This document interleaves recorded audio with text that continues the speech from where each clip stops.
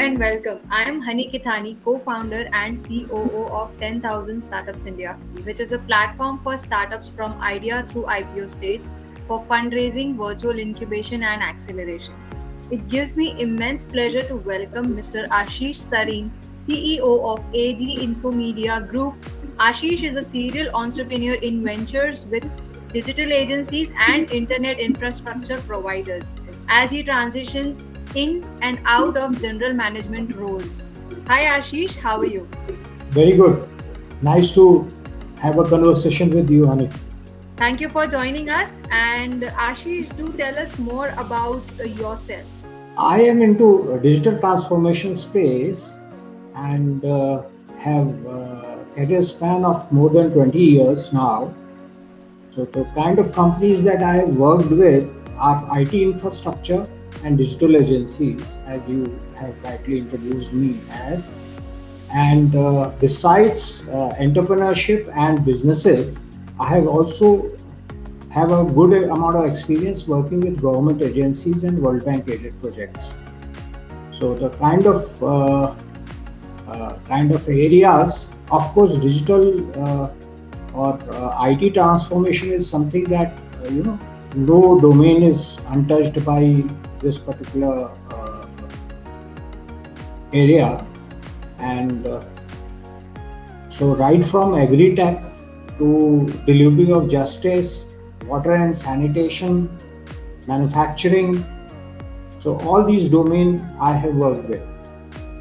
As a digital agency, in terms of different span of uh, internet marketing and e-commerce and other kind of work, as well as IT infrastructure, cloud services, and other services.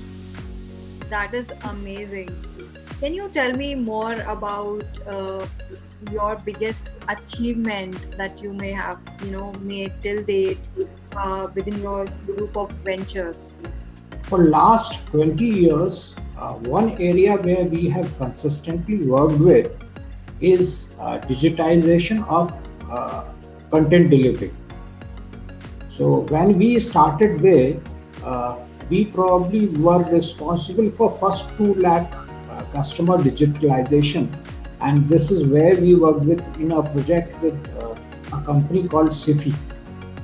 So Sifi is in fact very well known company. It's a first a Nasdaq registered company, first private ISP.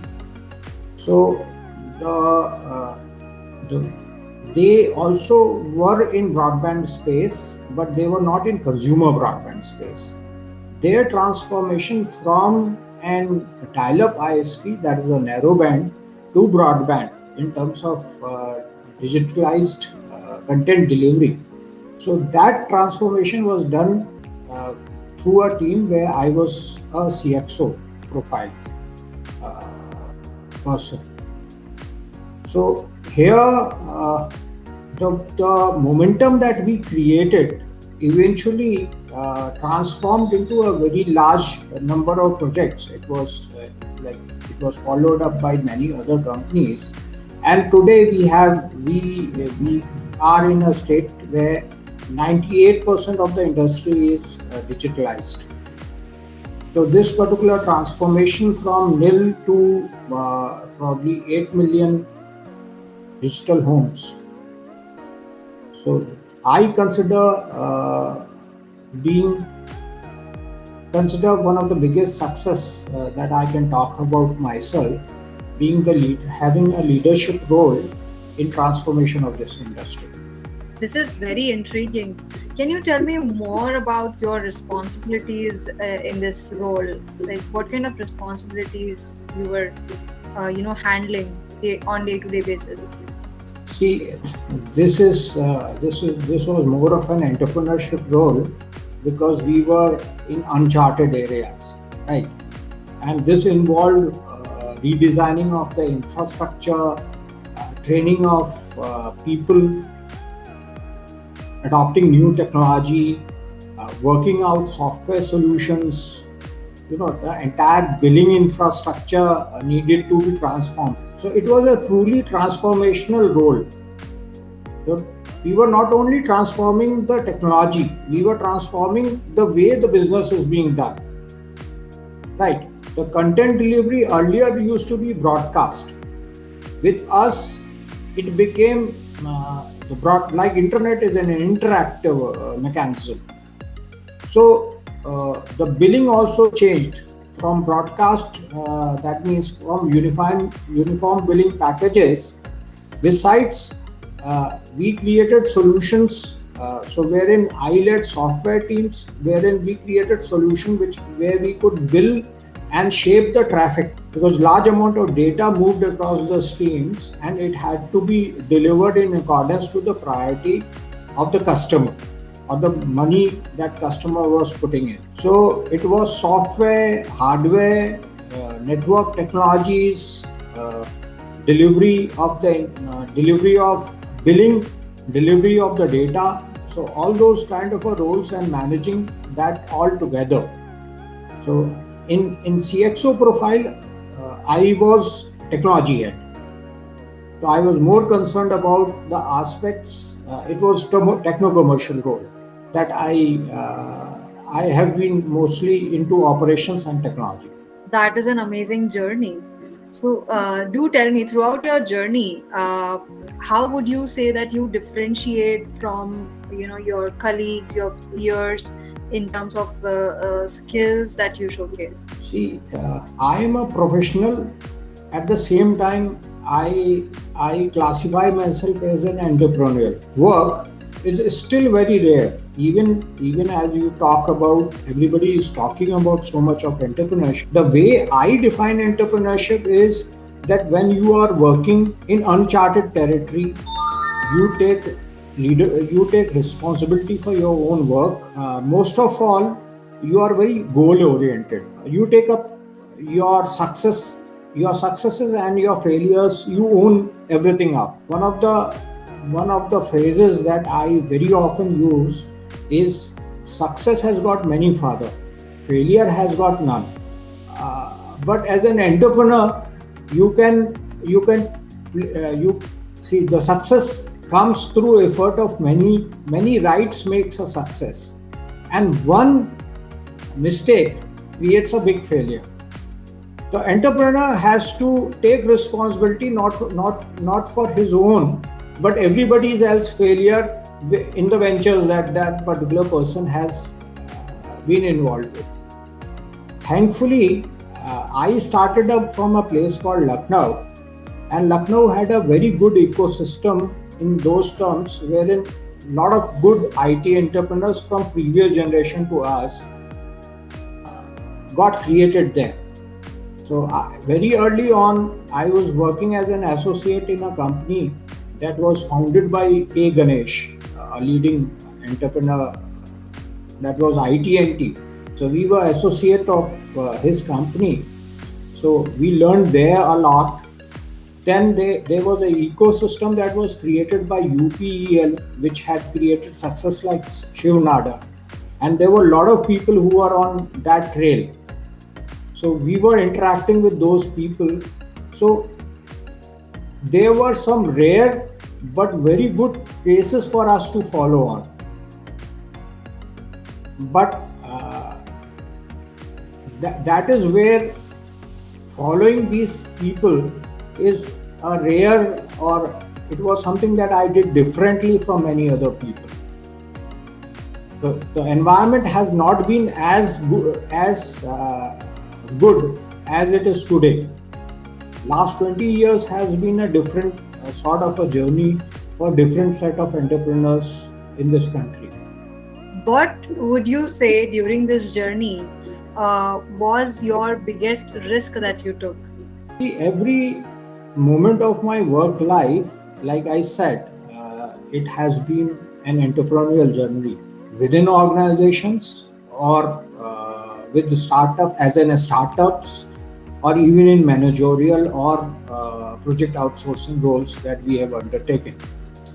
So it is I would not classify it as a risk. So it is about making difficult choices and easy way out. So Entrepreneurship for me is not about taking risk, or has been about taking risk. It has always been about mitigating the risk. Haven't decided leaving the jobs or taking up roles which involved higher level of involvement has been sort of kind of a risk that I have. But if there is one remarkable thing that I had taken in part of my life, just after 3 months of my marriage, when I was very well settled in a professional role in a job, I decided to enter into a new entrepreneurship venture. So at on that particular moment of my life, where when I needed to be settled more than getting into a you know this kind of a difficult role, that probably is the thing that I would consider as risk, which was more of a call of uh, the the call that I took, which I would say wherein I moved in unmitigated. But then how did that go? So when you took that risk, how did you execute that in a way which it should not be a threat to you? And how did you take it to the next level? So it remained very difficult role. It was many failures that eventually led to the success, and it was certainly one of the most difficult time of my life, wherein I understood the value of mitigating risk and proper timing. So in retrospect, but all this shape you as a person, what you are, right? So the life journey has been so good that I wouldn't place that particular, in retrospect I would not you know uh, speak of it in negative terms, but certainly in the period that followed, it wasn't a very good time. It was a very difficult phase. Of course, you must have faced a lot of challenges Right. and overcome it True. with complete spirit.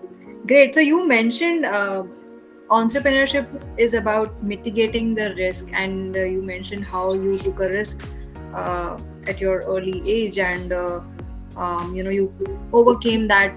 Can you give me like one example which can help entrepreneurs out there or aspiring entrepreneurs to use this example to mitigate their risk, maybe a similar risk or different? See, uh, everybody has his own you know his own set of uh, challenges, I would say, and the opportunities and the timing are all different. So there is no standard model, but the way I dealt with it was diversification. That is where I thought about putting in place multiple line of businesses, right? So every business is in every business. Some businesses are in you know they are different phases of the business. So you always have something that supports you. Besides, I don't see somebody being an entrepreneur or somebody being in a family business. I was also very lucky in terms of having a robust family business background, right? So I could always move back to my family businesses when there were really difficult periods. So I was in general management roles in family businesses, but that didn't excite me too much, and that is why I always ventured into professional work and entrepreneurship, founding new companies and doing new projects. So, but then you cannot expect everybody to have that kind of a background. But what I can always suggest is that you should always have a plan B and plan C in place. And when the times are good, you should get yourself invested in good ventures, right? So that is one another method of achieving financial independence. So financial independence can give you a good support in terms of taking up risks. At least you are financially secure for your family. Amazing. That's really interesting how you mentioned, one of the alternative to mitigate risk is diversification and, of course, financial freedom. So amazing, very insightful. So, Ashish, do tell me, how excited are you to work with startups, and have you worked with any of the startups till date? See, as I have already enumerated, I was always part of startup ecosystem, right? So, but through the journey of startup, having worked with, so I have been, I have been done startups myself. So through this particular journey, there are very many different type of founders and co-founders that I have seen in this particular journey. There are many highly successful CXOs from best of the companies in the country today, whom I have worked with. And what I realize is that this startup ecosystem, it is all about customer. And the customer, she belongs to a class of people who are uh, who are very digital in their responses. They either like you or they don't, right? So unlike corporates where you have got set of hierarchies and support systems, and a lot of cushions, and then people are respectful to you. So startup does not give you any of these. So if you are, if any startup is venturing into, anybody venturing into a startup, so set aside any, you know, what should we call it? Any presumptions about success that would follow based on your previous track record, right? And that is where putting in across experience and sensibilities, that is the area that I feel excited to work about with any startup that I get an opportunity to work with. That is great. So, what would you say, looking at your experience, which is diverse and which is pretty overwhelming, like you mentioned. You've worked in a lot of ventures, even in a professional capacity and as an entrepreneur. Uh, do tell me three things that you think that helped you overcome all the challenges or made you stronger during this journey. Either three qualities or three things that you think that helped. See, one thing, one has to be very clear, both in entrepreneurship, more so in IT industry or technology industry in general, that the learning never stops. And besides learning, your certifications or uh, those things are something that you should be very concerned about and keep updating yourself. So that is what I have also done. So I have followed up with every new development in the industry and taken up due certifications. So if there is something that I expect from my co-worker, then even as an senior manager or CXO, I make sure that I also have at least the basic certification in that particular area, so that they understand that we are on a same framework or the same terminology, right? And age or your position is no obstruction for taking up learning. So that is very important. Second thing is, you have, over a period of time, you need to create a sustenance for your work. So you need to put in structure, financial structures and other structures in place, even from your family point of view, so that uh, when things are really difficult, you can meet those particular difficulties easily. So these are the two major points that I would like to share with everybody in the journey. Speaking about teams, do tell us, what is the minimum and maximum team size that you have managed in your career? See, we generally work the most of the way we structure ourselves is, and that is way I am organized. Generally the core team size is less than 7 people, and I have never been able to work, be very successful with a core team of larger than that size. But the total team size of the people whom we hired permanently or on temporary basis were up to 100 people. So that is size of the projects that I have worked in.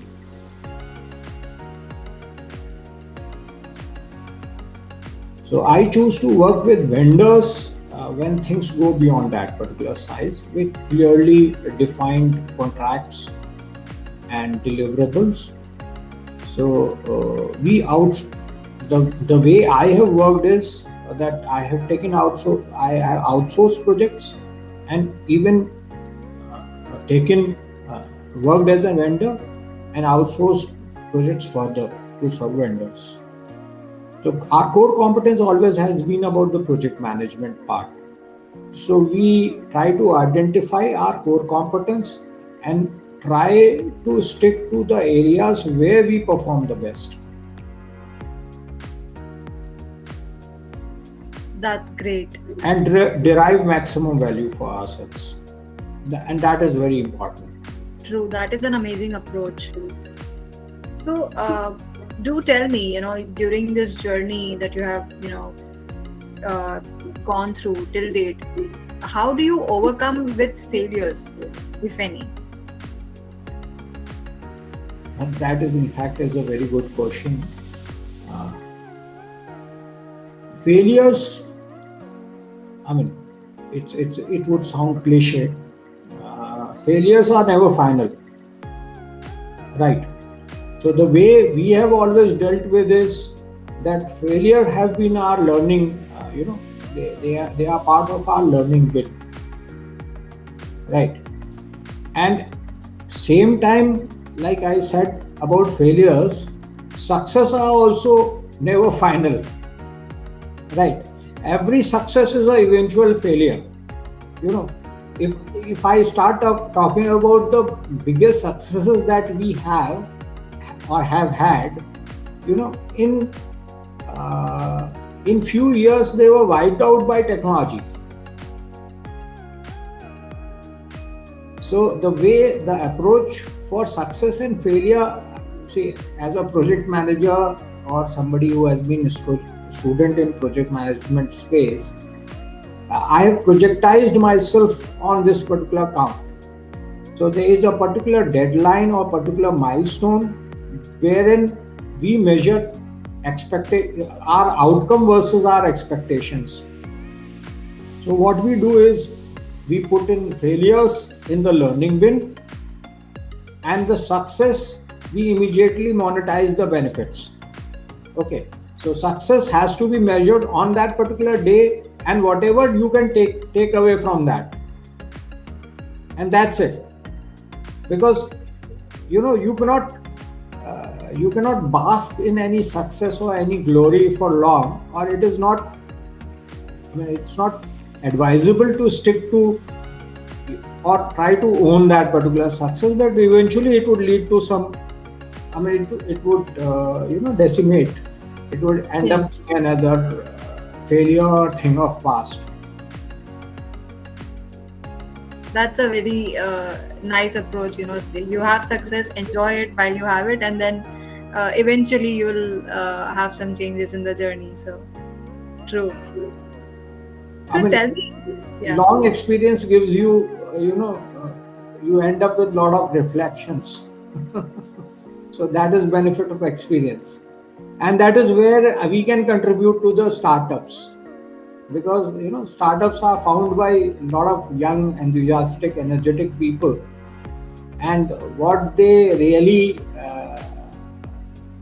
where they really need support is to manage with their successes and ability to handle their failures.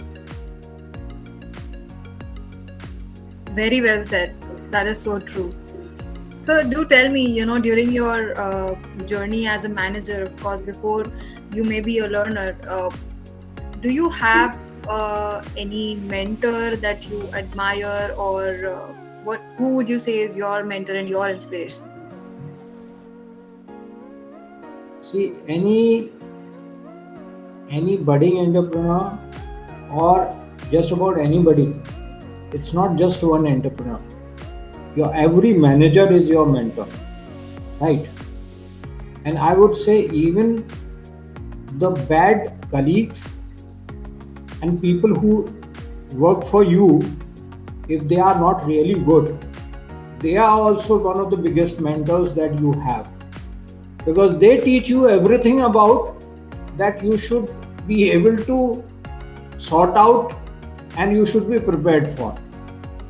But I truly have had an amazing set of people who have been my guides, and who have helped me a lot uh, through my different phases in my life, and acted as my mentors. So I mean, it's not just one. It is so many names that it would be difficult to enumerate it in one conversation, and they have been different for different. And people from your family, your parents, and even your wife.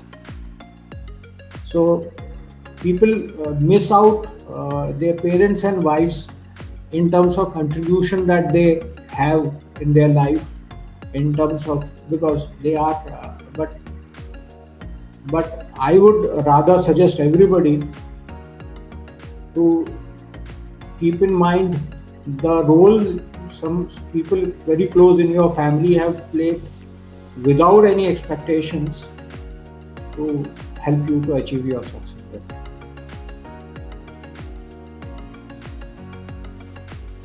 Absolutely, that's amazing. So, Ashish, do tell me, we spoke about your experience and your amazing journey. Do tell me, what are you looking for in future? Is there any specific startup or sector that you're looking for to connect with? At this particular moment, I'm highly enthusiastic about healthcare and edtech space. Through my journey, I have worked with different organizations in this particular sector. In fact, I have been responsible for setting up infrastructure for a very large amount of universities and colleges in northern India. In fact, their first networks, their first labs, and those kind of things. Because 20 years back, when I was starting up, 20-25 years back, the the technical education industry was on boom, and I had a lot of opportunities there, but kind of moved away from that particular sector. But my best experience, or you know the aha moment, have been from that industry. I've been most satisfied working with them. So edtech is one area which has got huge amount of opportunity, and it's a long-term impact area that I'm working interested in. Besides, the last 2 years have shown us importance of healthcare. Again, that is a high impact area in this country. So I wouldn't you know uh, since coming from an IT transformation space, working across industries. So, but these two are the pet areas that I would love to work in. But Definitely, we of course can contribute in all areas. definitely. In fact, in COVID era, we have identified how important digital transformation is in each and every sector out there, especially education and health. True.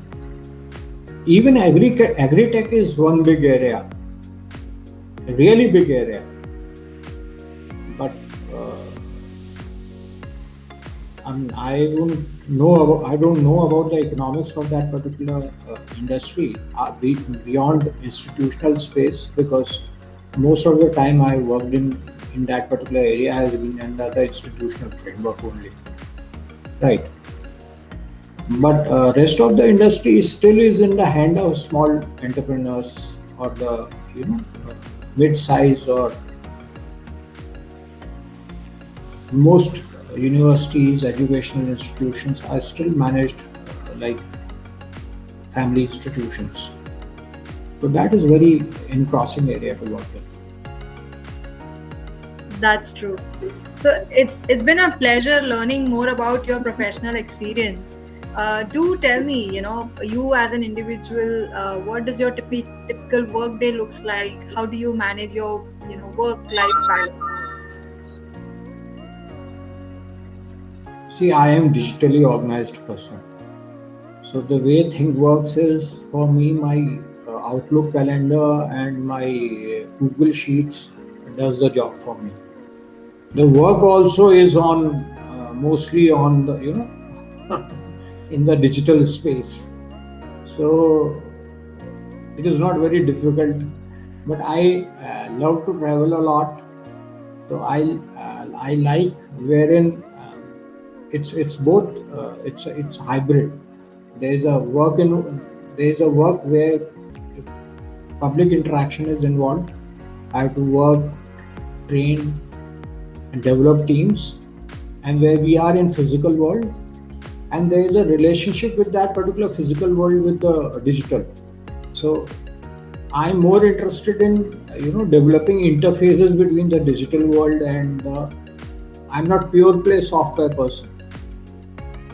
So solution architects are the kind of a role that I am cut out for, and that is what I have done most of my life. Definitely. So I'm sure the entrepreneurs out there, must learn how you are transforming things digitally, and since long time. So So that is great, and I'm so glad that we had a conversation about this today, and I got a chance to learn more about your background, about your professional experience, and of course, I have to learn a lot about digital transformation from you. Uh, you know, in, for more for getting more efficient in my work. So yeah, amazing, amazing. Pleasure meeting you today. Also, before we move on, do tell us uh, why why did you join CXO Club by 10 KSI? I came across